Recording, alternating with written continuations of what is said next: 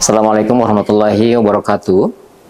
Salam sejahtera bagi kita semua.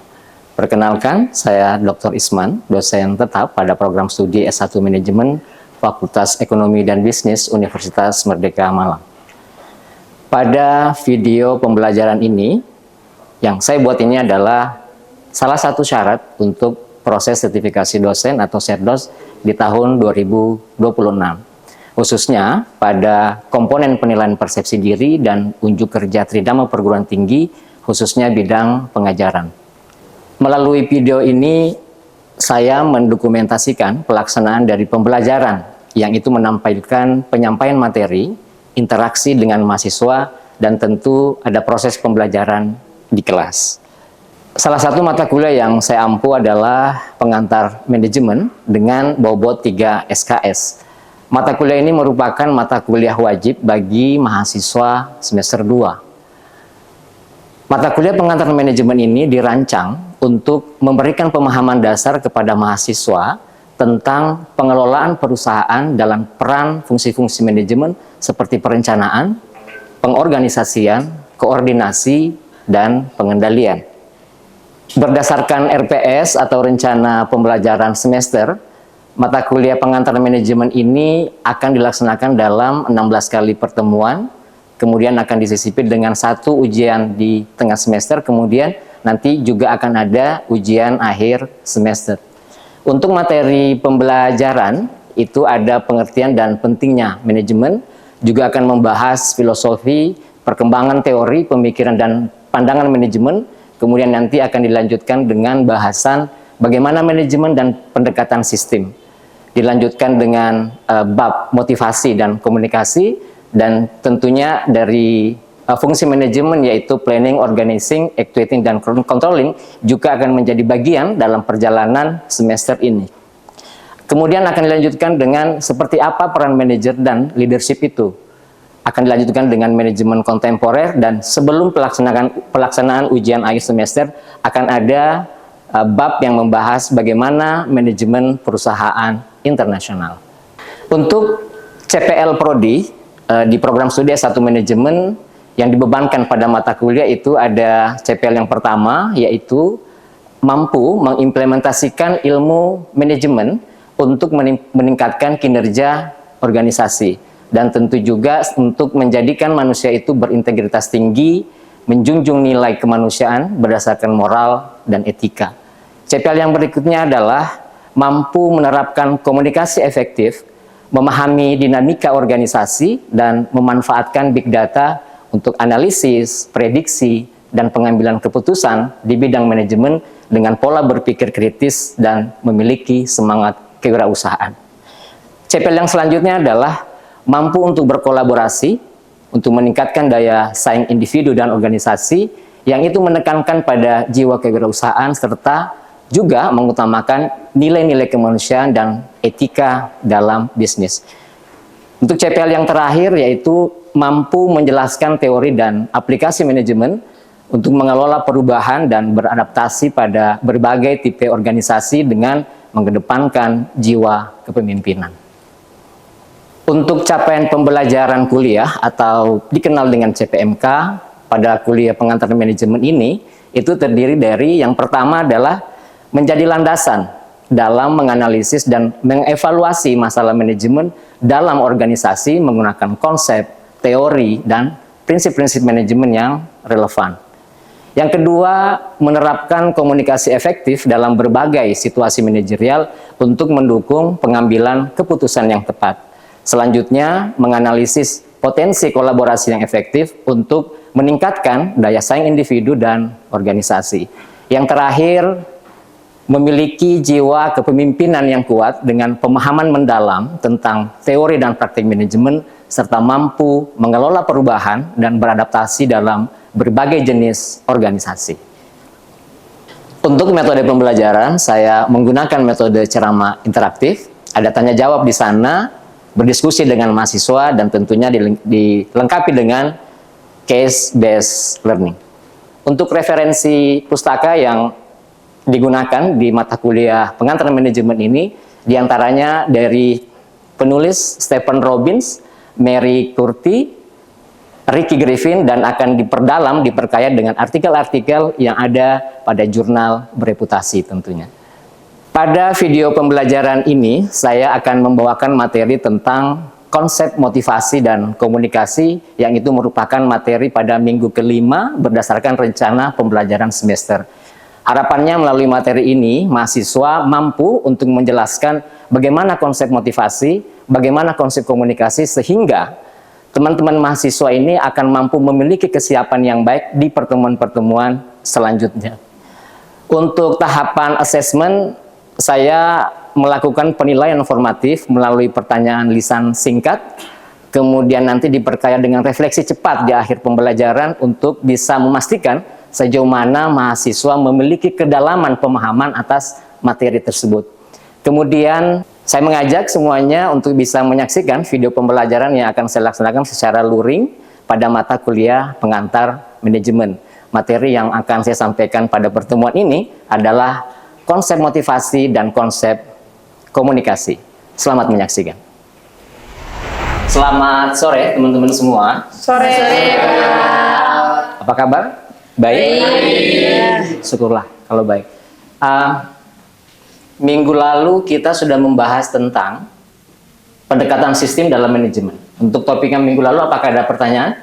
Tidak. Kita sudah paham semua. Nah, hari ini kita berbicara tentang, sesuai dengan rencana pembelajaran semesteran, adalah konsep motivasi dan komunikasi dalam organisasi. Nah, saya kira ketika mendengar kata komunikasi, teman-teman sudah akrab lah ya, sudah sangat familiar. Boleh saya minta satu orang pemahamannya tentang motivasi? Mas yang di belakang, oh Tegar ya? Boleh? Yuk. Definisi Kak Tegar tentang motivasi.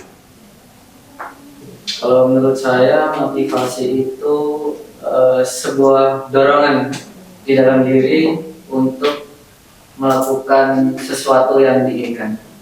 Sebuah dorongan dalam diri untuk melakukan sesuatu. Yes. Makasih Kak Tegar. Kita simpan dulu itu. Kalau mbaknya silakan. Definisi motivasi menurut kakak. Apa aja yang terfikirkan? Kak Tegar tadi sudah menyampaikan bahwa itu menjadi hal yang menggerakkan seseorang. Kalau kakak, motivasi secara bebas saja. Sama dorongan. Dorongan, sesuatu yang menggerakkan. Oke. Dari sini, masnya boleh? Pendapat pribadi aja tentang seperti apa motivasi menurut Anda. Nah, mungkin bisa kayak misal kita melihat influencer-influencer yang mungkin sekarang motivasi bagi banyak orang. Nah, mungkin seperti kayak gambaran gitu Pak, buat kita menirunya. Oke. Dari contoh orang yang sudah melakukan sesuatu berhasil, lalu Anda berniat mencontoh itu dan menjadikan dia sebagai motivator Anda ya, menginspirasi Anda misalnya. Baik, terima kasih Mas, Mbak.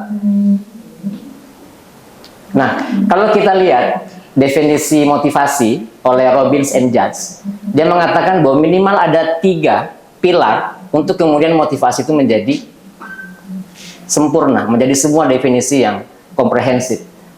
Ada intensitas di sana. Seberapa keras, seberapa banyak upaya yang dikeluarkan oleh seseorang di dalam dia ingin melakukan sesuatu. Sudah betul tadi ya, mendorong, kemudian ada dasar yang mendriver, ada contoh dan ingin seperti itu ya. Tetapi oleh Robbins and Judge menambahkan harus adanya arah. Oke, kalau dianalogikan bahwa intensitas itu ada dalam kegiatan memanah, maka intensitas itu bisa kita katakan sebagai posisi tangan tuh menarik busur, gitu ya. Ada intensitas, ada niat di awal, ada upaya yang sudah dikeluarkan, tetapi dia tidak cukup hanya punya keinginan, dia harus punya arah. Misalnya, ada seorang akuntan yang sibuk mengumpulkan file berkas yang bertahun 2010. Dia sibuk, tetapi dia lupa bahwa misalnya pada saat itu perusahaannya akan audit untuk manajemen keuangan tahun 2025. dia sibuk, tetapi arah yang dilakukan itu tidak menguntungkan organisasi, tidak menguntungkan perusahaannya. Berarti dia punya intensitas tetapi tidak memiliki arah. Yang itu berakhir dengan tidak menguntungkan organisasi, tidak mengikuti KPI dia. Paham maksudnya? Jadi kalau tadi analogi kegiatan memanah, seberapa tarikan busur itu seberapa keras, maka arah itu targetnya akan dibidik ya. Targetnya akan dibidik. Tidak cukup ternyata harus ada ketekunan, karena sangat boleh jadi kegiatan yang pertama dilakukan itu belum mencapai sasaran. Apakah dia masih tetap kekeh untuk sampai kepada target yang ditetapkan? Mungkin tembakan kedua, 3, 4, 5 masih jauh dari target ya. Maka di ketekunan ini adalah seberapa banyak anak panah yang disiapkan oleh seseorang untuk kemudian sampai kepada apa yang diinginkan. Oke, sekarang saya minta Mbak yang ini, pulpen merah, mungkin bisa ke depan, menulis apa yang menggerakkan Anda untuk mau setiap pagi berangkat ke kampus. Apa yang motivasi Anda? Silakan. Nanti satu lagi sesudah beliau, Mbaknya ya, boleh ya. Silakan nanti. Boleh langsung juga. Dibagi 3 aja. Satu lagi.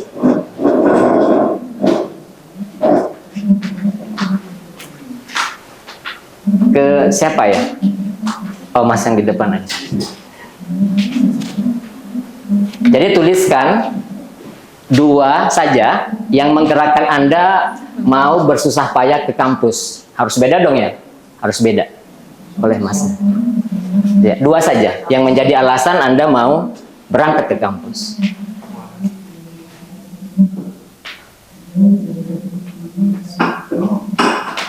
Bebas saja, bebas. Apa yang terpikirkan sekarang aja.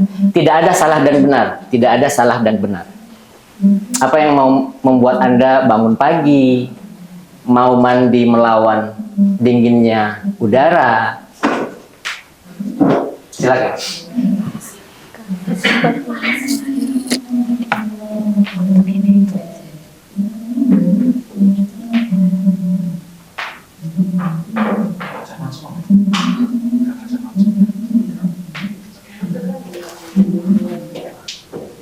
Oke, kita lihat untuk yang Mbaknya menggunakan pakaian coklat nih, sudah mulai bisa kita baca ya, bahwa ingat orang tua yang bekerja, berkorban untuk membiayai dia untuk bisa kuliah, itu ternyata menjadi penggerak terbesarnya. Beliau menempatkannya di urutan pertama. Kalau yang di tengah itu menuliskan bahwa alasan terbesarnya untuk mencapai apa yang saya inginkan. Untuk mencapai apa yang saya inginkan. Kalau Masnya, wow, yang membuat beliau mau, makasih ya Mas, mau datang pagi-pagi, harus mandi, harus rapi, adalah bahwa saya harus lulus dalam waktu 3,5 tahun. Terima kasih Mbaknya. Saya harus lulus 3,5 tahun. Terima kasih Mbaknya. Kalau yang di tengah untuk membanggakan kedua orang tua. Nah teman-teman, kita sudah membaca ini ya, ada 6 alasan, ada 6 hal yang kemudian mampu menggerakkan teman-teman kita mau melawan dinginnya pagi, melawan rasa malas dan terusnya untuk sampai ke kampus memenuhi kewajibannya belajar. Bisa nggak ini Anda petakan mana yang merupakan penggeraknya dari dalam, mana yang penggeraknya dari luar diri? Bisa nggak? Bisa nggak dipetakan? Bisa. Mana misalnya yang dari luar diri? Kalau yang dari luar itu mungkin mengenai ingat orang tua ya Pak. Terus kalau yang dari diri sendiri itu lebih dari saya harus lulus. Yang poin nomor 2 itu diri sendiri untuk menjadi lebih baik karena termotivasi dari dia punya diri sendiri untuk mencapai apa yang harus dia inginkan. Sedangkan yang untuk orang tua berarti bentuk dan rasa tanggung jawabnya untuk harus mencapai apa yang dibebankan atau yang diberikan dari pihak orang tua. Kalau yang sisi kanan, paling kanan? Yang Internalnya yang mana nih? yang di atas Ini internal ya? Iya. Ini dorongan internal. Kalau yang kedua,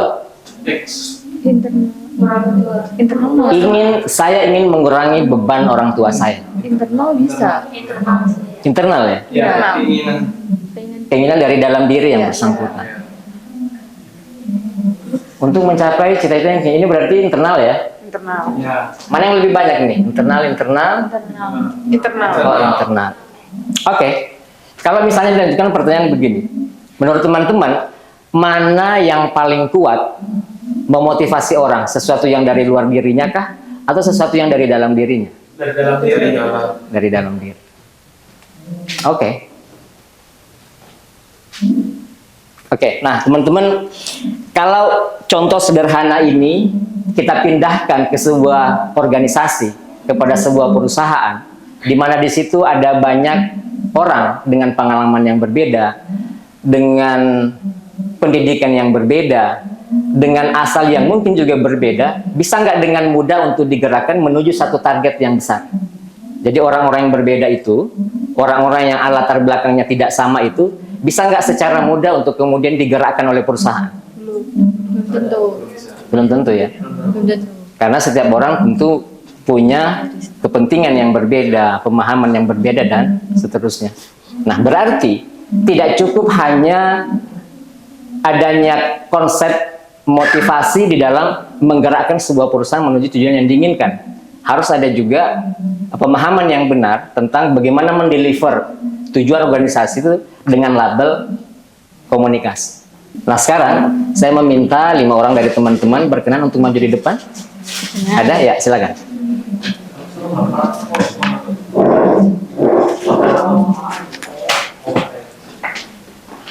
Tegar, silakan. Tegar di sini ya. Oh, boleh. Ya. Oke, saya ingin memberikan instruksi dulu ya. Ini ada instruksi yang saya sampaikan kepada manajernya, dan dia akan menyampaikan kepada teman-teman yang ada di divisinya. Oke, paham ya? Jadi satu informasi ini akan saya sampaikan kepada manajer Anda, lalu Anda semua yang berada dalam satu divisi kerja harus memahami apa yang dia maksudkan. Ya. Oh, yang menghadap sana semua, betul. Tidak apa-apa juga sebenarnya kalau nggak apa-apa, bebas saja ya. Ini negara bebas ya. Ini negara bebas. Silakan. Jelas ya. Ya, silakan. Dimulai. Santai-santai. Banyak banget. Gestur.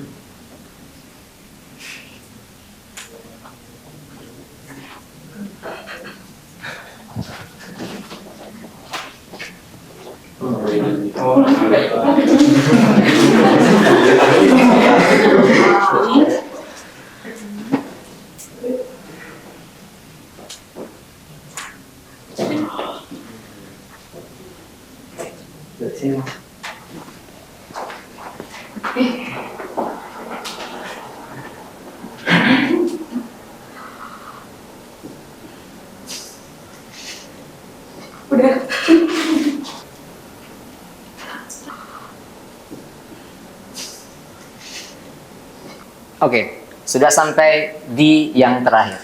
Apa pesan yang Anda tangkap? Lagi ngetik, terus ada nunjukin waktu, sama menguap, terus ini apa dada-dada apa gimana?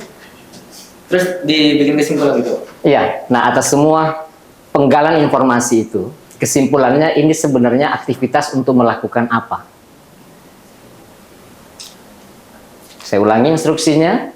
Tadi ada informasi disampaikan kepada manajer Anda di perusahaan ini, lalu kepada orang pertama disampaikan maksud dari informasi itu, beberapa penggalan informasi. Nah, sampai di Anda menyimpulkannya sebagai permintaan untuk apa?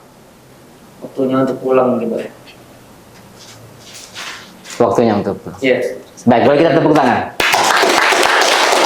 Sudah boleh kembali, silakan.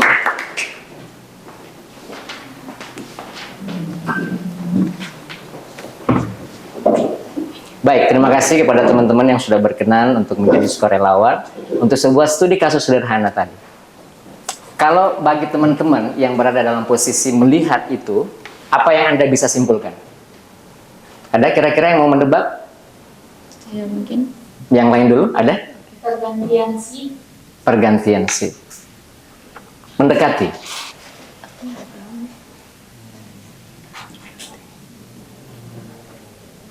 Masnya sepertinya ada jawaban?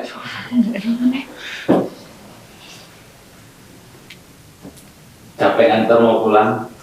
Oke, jam akhir karena sudah ini ya, ada menguap tadi, kemudian melihat waktu, berarti sudah waktunya pulang. Oke, silakan. Komunikasi yang tidak efektif. Tetapi pesan dari manajer Anda sebenarnya apa kalau Anda coba baca? Bahwa kita itu harus bekerja, tidak boleh bermalas-malasan. Oke. Ada lagi satu dua? Boleh, silakan. Iya. Iya. Budak korporat mungkin, Pak. Budak korporat. Iya. Jadi sudah jam pulang, menahan kantuk tetapi tetap harus beraktivitas. Iya. Apa Mas? Lembur. Betul ya? Betul. Betul. Tepuk tangan dong. Ya, kalau kita baca rentetan kejadiannya dimulai dari beberapa kebingungan, ya. Itu memang kalau kita melihat dari elemen-elemen komunikasi itu, sender tadi manager adalah orang yang akan menyampaikan sesuatu. Encoding itu adalah bagaimana dia kemudian mengemas pesan. Ya. Nah, di dalam proses pengemasan pesan itu tentu dia harus sangat berempati karena meminta lembur itu menyenangkan apa tidak? Tidak. Tidak, karena harus pulang, ya pulang dong ya, karena sudah masuk dari pagi. Nah, dia harus mengemas itu, disebut dengan encoding. Message itu lebih kepada dia memilih kata, kalimat, narasi, redaksi yang seperti apa, agar hal yang sensitif, yang lembur tadi, itu tidak kemudian menjadi sesuatu yang membuat tidak senang orang. Dia memilih jenis kata, kalimat, kemudian channel itu adalah menggunakan media apa? Apakah cukup dengan broadcast di WhatsApp group? Tentu riskan ya.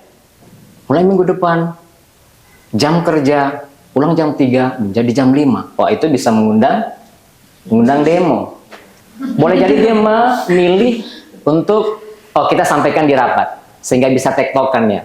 Kenapa ini dilakukan? Alasan ternyata boleh jadi ada peningkatan permintaan, ada permintaan order misalnya. Yang itu kalau dikerjakan hanya di jam normal, kapasitas kita tidak bisa dengan waktu kesepakatan yang sudah diokekan oleh pihak perusahaan. Jadi di channel itu dia harus memilih media yang tepat untuk menyampaikan pesan.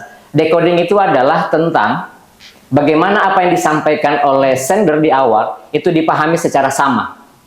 Bukan nanti itu, dianggap nanti budak korporat ya. Apa-apaan, gue mau pulang cepat ketemu keluarga, tapi ditambah lagi setiap hari 2 jam kerja. Sama nggak itu? Yang diharapkan oleh sender di momen decoding, receiver itu adalah penerima.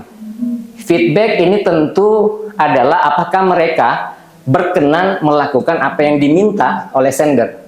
Mau nggak lembur? Mungkin kalau melewati itu secara detail, boleh mungkin ada masa di mana mereka diberikan akan ada kompensasi tambahan. Ya, ada uang lembur mungkin.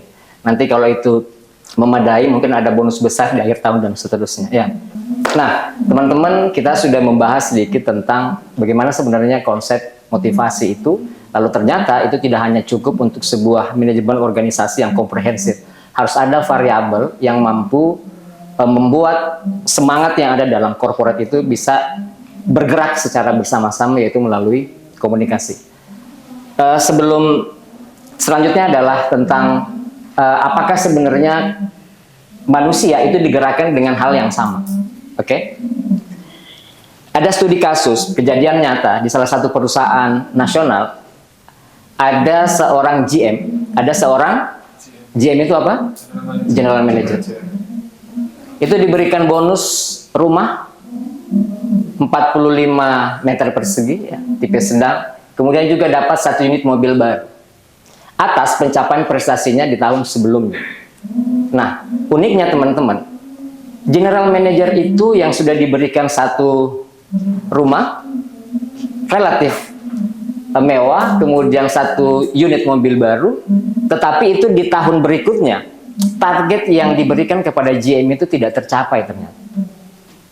Padahal kita tahu bahwa ketika orang diberikan bonus besar, itu kemudian harusnya dia menjadi lebih bergairah, lebih bersemangat, lebih totalitas lagi di dalam memenuhi target perusahaan, tetapi tidak.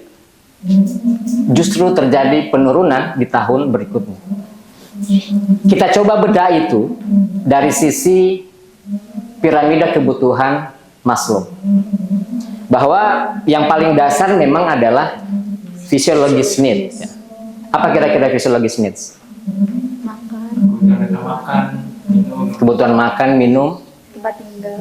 tempat tinggal termasuk? Termasuk ya. Ya. Kebutuhan-kebutuhan yang membuat orang bisa bertahan hidup ya.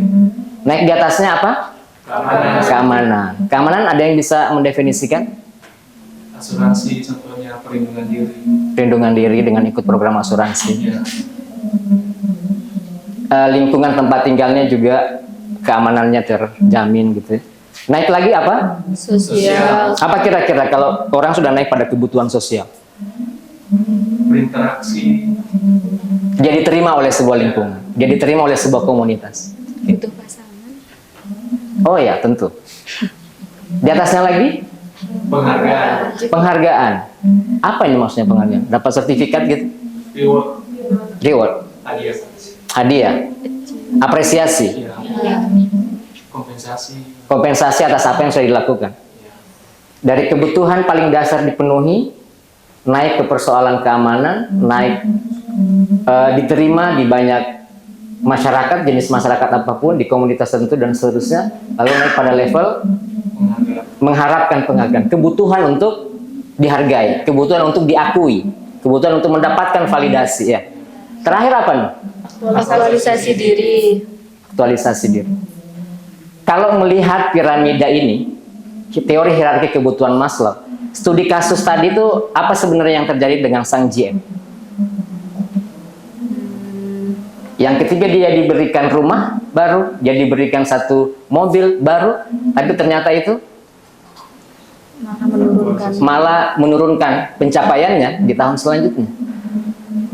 Penghargaan. Jadi sebenarnya atau boleh jadi dia berada pada tahap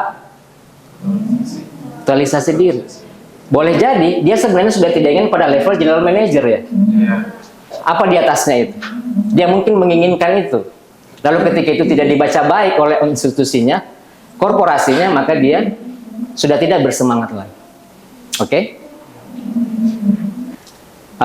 Baik teman-teman, kita sudah menyelesaikan sub CPMK untuk hari ini, yaitu membahas, mendiskusikan tentang konsep motivasi dan komunikasi. Sebelum kelas ini saya akhiri, saya ingin menyampaikan satu hal penting. Jangan jadikan materi hari ini, catatan Anda hari ini, itu hanya berakhir di buku. Hanya berakhir di galeri HP teman-teman sekalian. Ambil beberapa poin yang itu relate dengan kondisi kita, sepulang dari sini praktekkan itu. Karena yang membuat manusia itu lebih baik bukan dari apa yang dia tahu, tapi perubahan itu datang dari apa yang kita lakukan. Terima kasih semuanya karena sudah menjadi teman belajar saya hari ini. Sampai ketemu minggu depan dengan versi diri kita yang jauh lebih baik. Sampai ketemu minggu depan. Terima kasih.